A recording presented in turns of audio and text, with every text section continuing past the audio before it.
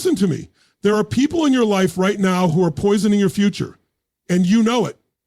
You feel it every time you lower your standards to keep their approval. You sense it when your energy drains just being around them.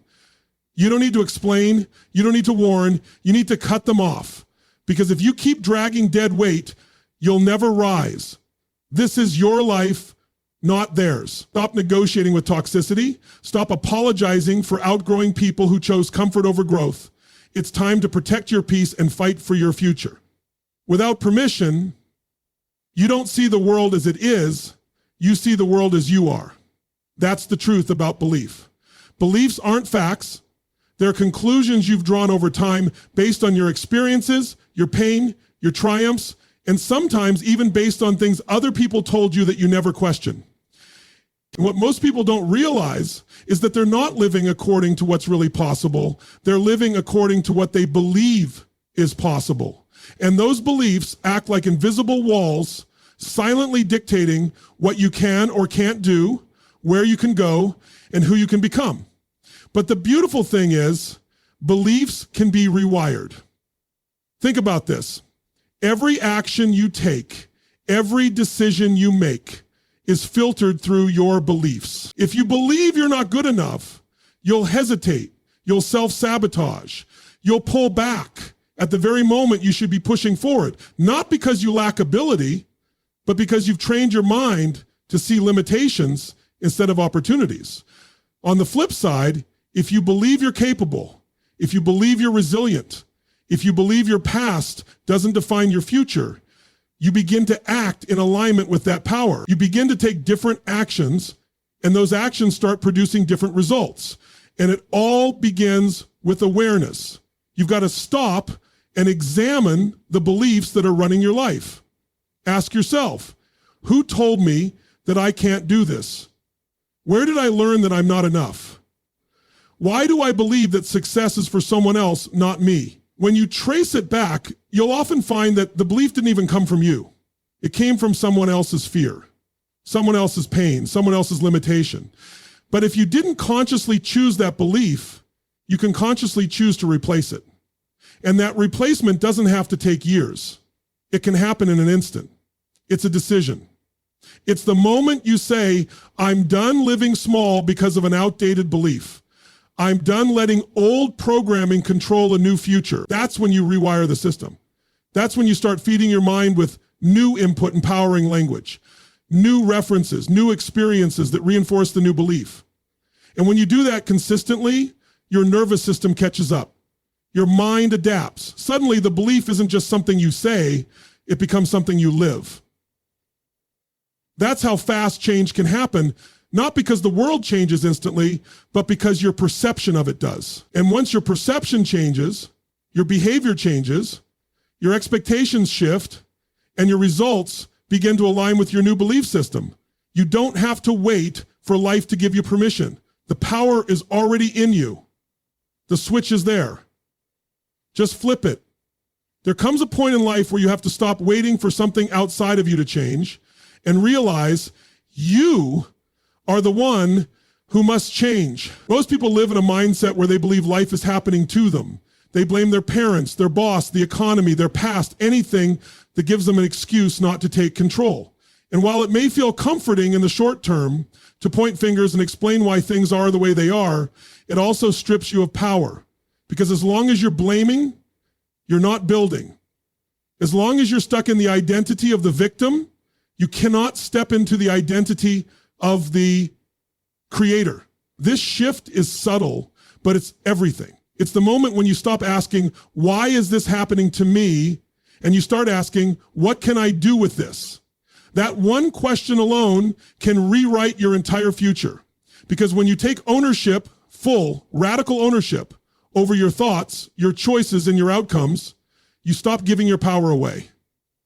You stop waiting for a lucky break or a miracle and start realizing that you are the miracle. You realize your life is a direct reflection of your standards, your decisions, and your ability to respond, not react, but respond with intention. See, being a creator doesn't mean everything goes your way. It doesn't mean you won't experience setbacks, pain, or unfair circumstances. It means you own your response to all of it. You recognize that while you may not control every event, you always control the meaning you attach to it. And meaning is what shapes your emotions, your momentum, and ultimately your destiny. That's the core difference. Victims ask for sympathy. Creators look for strategy. Victims stay stuck in story. Creators take action from purpose. But here's the powerful truth. You don't need to have it all figured out to step into this new identity. You just need to decide that you're done outsourcing your life to excuses. You don't need permission to shift. It starts with a choice, a real choice. One where you burn the boats, where you stop hedging your bets and say, I'm not waiting for someone to fix me, to save me, or to make it easier. I'm the one I've been waiting for. And when that choice is made, not with your mouth, but with your actions, everything starts changing. Your mind begins searching for solutions instead of justifying problems. Your energy shifts from frustration to forward motion. And people around you feel it. You lead differently. You love differently. You live with fire instead of fear because you are no longer reacting to life. You're creating it. And that's where freedom lives. You can't separate your mind from your body. They're connected, wired together in a way that most people completely underestimate. The fastest way to change how you feel is not through thinking differently, it's by moving differently. Your body is a tool, it's a trigger, it's a signal sender, and every emotion you feel, whether it's confidence, joy, anxiety, or fear, is tied directly to how you're using your body in that moment. This is why you can't wait until you feel like changing to take action. You have to move first. Emotion is created by motion. When you're slumped over, breathing shallow, eyes to the ground, speaking slowly, what do you think your brain is picking up? It's reading those physical cues and sending signals back. We must be tired. We must be overwhelmed. We must be in a low state. And so you feel low, not because of what's happening in your life, but because of the state you're in. On the other hand, when you stand tall, take deep, powerful breaths, hold your chest up, and speak with strength, your brain begins to register power, confidence, alertness, and you begin to feel differently, even if nothing external has changed. This is how athletes flip the switch. It's how leaders command the room. They understand that the body sets the tone. You don't have to wait for a miracle or some surge of motivation. You can prime your system through motion. Jump, stretch, move, breathe like a person who is ready, walk like someone who owns their time. When you do that, your brain will match your physiology. It's biology, it's not even optional. The truth is, we live too much in our heads, overthinking, overanalyzing. We forget that the body carries a wisdom all its own. And once you start using it to shift your state, you gain the upper hand. You can train yourself to access energy on demand. You can use movement as a reset button anytime you feel stuck, tired, anxious, or angry. You're not waiting anymore. You're triggering change through action. This isn't about pretending. It's not about faking energy. It's about accessing what's already inside you and flipping the internal switch that most people never touch. Because if you sit around waiting for the perfect mindset to arrive before you move, you'll be stuck in the same place next week, next year, or for the rest of your life. But if you move first, if you claim the state, breathe into the emotion you want, and act like the person you want to become, your body will lead the mind, and your mind will lead your destiny. This is your leverage. Your power isn't found in a book or a plan. It's already in you. Wake it up, move it, use it. Whatever you focus on consistently, you start to feel. And whatever you feel repeatedly becomes your reality. That's how powerful focus is. Most people think their emotions come from what's happening around them, but that's not true. Emotions come from what you're focusing on, what you give your mental and emotional energy to every single day. You can be in a room full of opportunity, surrounded by people who love you, with countless reasons to be grateful, and still feel miserable if your mind is locked onto what's missing, what's wrong, or what might go wrong. Your focus shapes your experience, more than any outside circumstance ever could. The brain is a survival machine. Left unmanaged, it naturally focuses on problems, threats, and fears. That's not weakness, it's wiring. But if you want to live at a higher level, you have to consciously redirect your focus. You've got to interrupt the default setting and train your mind to zoom in on strength, progress, solutions, and possibilities. The minute you do that, your internal chemistry changes. You feel more in control, more certain, more ready.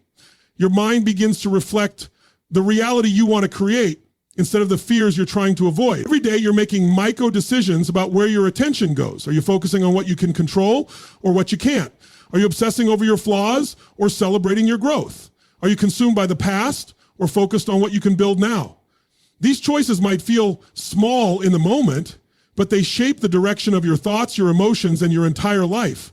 Because where focus goes, energy flows and results follow. And here's the catch. You always find what you're looking for. If you're constantly focused on failure, you'll see signs of it everywhere, even when you're winning. If you're always scanning for rejection, you'll interpret people's silence as judgment. But if you focus on growth, you'll see progress in places others miss. If you focus on possibility, you'll start noticing doors where others only see walls. It's the same world, but a different lens. So what if you made the decision today to direct your focus with intention? Not once, not occasionally, but consistently. You'd be amazed how quickly your feelings would follow, how much lighter you'd feel, how much more confident and creative and resourceful you'd become. Because you're not just reacting to the world anymore, you're commanding your inner world. Focus is a choice. And it's one you make every single moment. Choose wisely, and your life begins to align with power instead of fear, with potential instead of limitation. It doesn't take years to shift. It takes a moment, a decision, to focus on what truly moves you forward. Most people think the secret to a better life lies in setting more goals. They write lists, they make plans, they visualize, they hope. But goals by themselves are weak. They're wishes. They live in the future. They're things you want.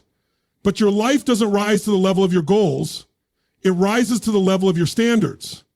Standards are what you demand of yourself. Not what you hope for, not what you like someday, what you refuse to compromise on right now. That's where transformation begins. Think about it. If your goal is to get in shape, but your standard is to skip workouts whenever you're tired, you're not going to change.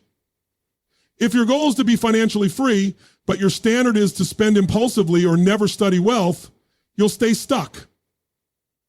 It's not the goal that's broken, it's the standard that's too low. Goals are something you chase. Standards are something you live. When your standards rise, everything else follows. Because you stop negotiating with your excuses, you stop accepting mediocre effort from yourself, you stop making your progress optional. Your standards define your identity. And your identity shapes your behavior automatically. When someone says, I'm not a smoker, they don't need willpower to avoid cigarettes. When someone says, I'm an athlete, they don't need to be motivated to train. It's just who they are. The standard is baked into the identity. So if you want to change your life, stop obsessing over outcomes and start upgrading the level you hold yourself to. Ask, what do I expect from myself? What do I absolutely no longer tolerate? That line you draw, that becomes the foundation of your new life. And don't confuse standards with perfectionism. This isn't about being flawless.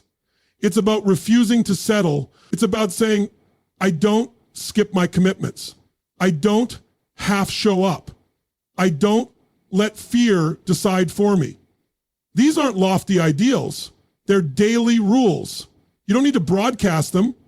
You just need to live them, especially when no one's watching. That's when real character is forged. Not when it's easy, but when it's inconvenient. When you raise your standards, you shift from hope to certainty. You no longer hope things will change. You know they will, because you won't accept anything less. And this doesn't take years to implement. It takes one bold decision, one standard you draw a line around, one area of your life where you say, this changes now. That kind of clarity activates something deep in you. It gives you energy, focus, and direction, not from hype, but from alignment, from knowing that your actions now match your value. You don't get what you want, you get what you tolerate. So raise what you demand. Lift the floor beneath you and watch how fast your results begin to rise. Change that lasts doesn't come from doing something different once or twice. It comes from becoming someone different. Identity is the core driver behind every choice you make, every habit you build, and every result you produce. You can try to force behavior change for a while, but if deep down your identity doesn't match the change, you'll eventually sabotage your progress. That's why people fall back into old patterns, not because they're lazy, but because they're still seeing themselves through the lens of their past. Your identity is like a thermostat.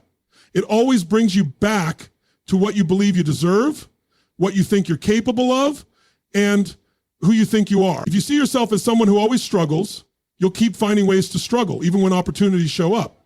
If you believe you're not disciplined, your actions will follow that belief and reinforce the same pattern. But the moment you shift your identity, the moment you say, that's not who I am anymore, everything starts to change, not slowly, immediately, because your brain starts searching for behaviors that align with the new image you hold of yourself. Identity drives consistency, and consistency shapes results. This is why real transformation is inside out, not outside in. You don't wait until you've lost the weight to start seeing yourself as fit. You start identifying as someone who respects their body, and then you act like it. You don't wait to be rich to start thinking like someone who builds wealth. You take on that mindset now, you behave as that person now, and over time, your external world begins to match your internal blueprint. That's how identity leads change, not by force, but by alignment. It's also why change can feel so hard, because to evolve, you have to let go of the version of yourself that feels safe, even if that version is suffering. You have to shed the labels you've carried for years. The procrastinator, the shy one, the underachiever, the broken one. Those stories may have protected you, but now they're just cages. And you can't build a new life with an old identity. You have to decide who you are now, not based on your past, but based on your purpose, your potential, your vision. And that decision, that's the beginning of everything. When you declare a new identity and back it up with action, your reality starts shifting fast. Your habits get stronger, your discipline sharpens, and your confidence grows, not because of a hack or a trick, but because you're living from truth. You're no longer acting, you're becoming. And when you become the kind of person who naturally creates the life you want, the work stops feeling forced. It becomes who you are. Change who you are at the core, and the rest of your life catches up. Identity isn't just where transformation begins, it's where it becomes permanent.